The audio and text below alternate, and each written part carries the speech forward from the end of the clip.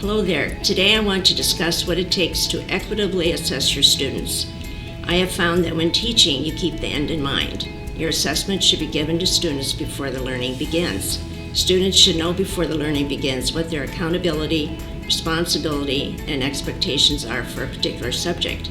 Students then can assess themselves throughout the topic of instruction to help them understand what they know and what they still need to know. The end evaluation will have exactly what the students have been given to assess themselves throughout their learning. There are no surprises or trick questions. Lastly, students are always told the purpose for them learning what they are studying. So often we forget this piece of our communication with them. Keep in mind that the purpose for learning is not passing the test. The importance of the content should be your purpose communicated to your students.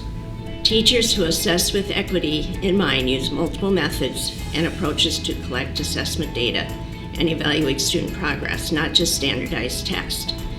They adapt their instruction in response to student assessment information, and they provide opportunities for students to evaluate their knowledge, skills, strengths, and challenges.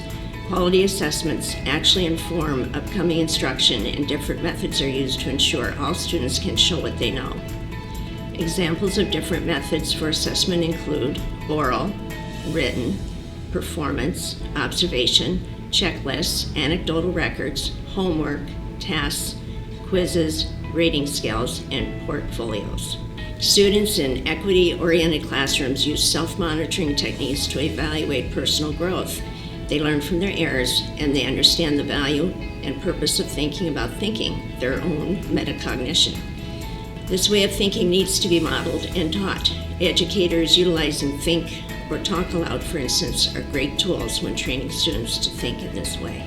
The achievement gap, or the disparity in school performance associated with race, ethnicity, gender, language, or social class, can be seen in test scores, graduation rates, and grades. Unfortunately, high-stakes testing, culturally biased assessments, and teachers' own personal and professional biases often disadvantage students and perpetuate the gap in achievement. Good assessments and good teaching aim to close the achievement gap by acknowledging the need to understand that students learn differently. Good teachers use different measures to allow their students to demonstrate their learning. Today, talk to your cooperating teacher about the assessments used in his or her classroom, which are state or district mandated, which are used to inform grades. How does your cooperating teacher ensure these tests are fair, and how do they adjust teaching, accommodate ELL students, or interpret results from these assessments? You've made it to your last day. Enjoy your time with the students while thinking about equitable assessments.